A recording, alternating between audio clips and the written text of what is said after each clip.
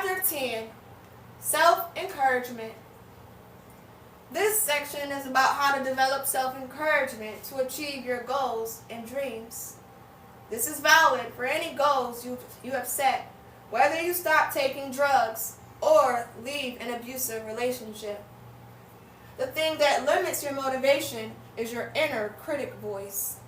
It undermines you and greatly demotivates you.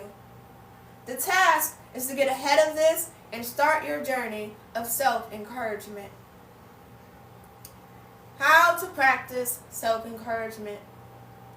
Building oneself up rather than tearing yourself down is what self-encouragement entails. It's like being a loving parent to yourself. A mom who recognizes her child's potential and wants to foster it. A parent who is pleased with her child when he accomplishes his objectives. It is different from feeling envious or resentful because she never praised her child before. It is the process of believing in yourself and in your ability to overcome your limitations. Instead of focusing on your flaws and limits, self-encouragement focuses on your strengths, good characteristics, and skills. It entails ensuring that you're surrounded by individuals who will support you rather than criticize you.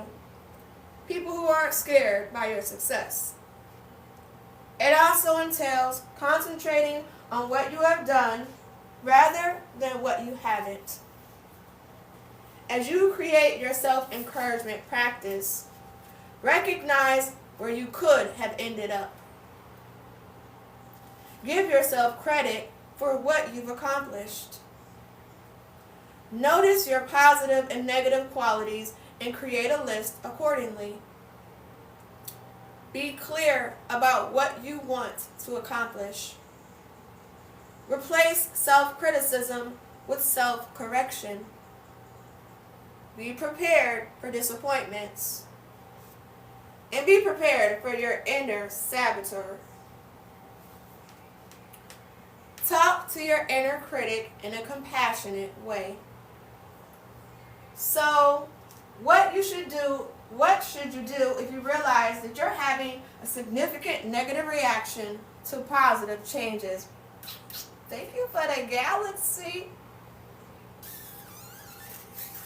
And you may now use the compassionate self you've built instead of fighting your inner critic, as we described in previous chapters.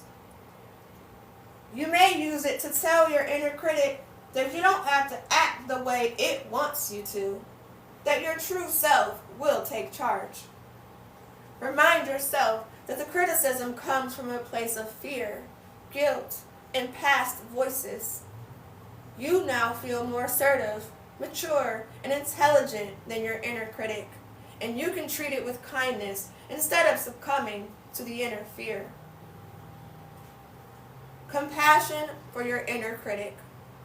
Number 1, as you did before, sit in a comfortable posture and take many deep breaths.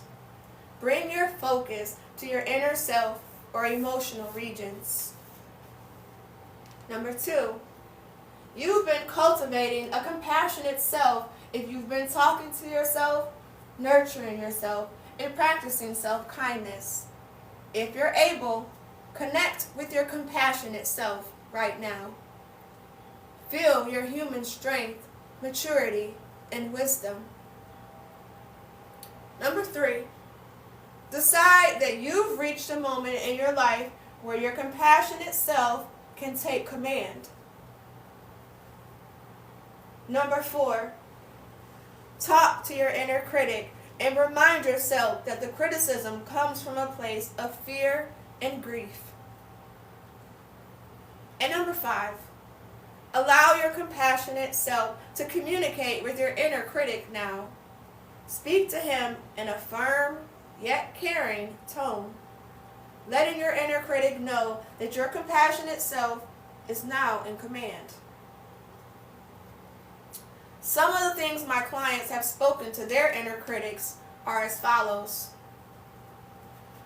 I don't need it. I am capable of dealing with this. I'm sorry you're scared, furious, and vulnerable, and that you're reacting badly as a result. But this isn't the way things should be done.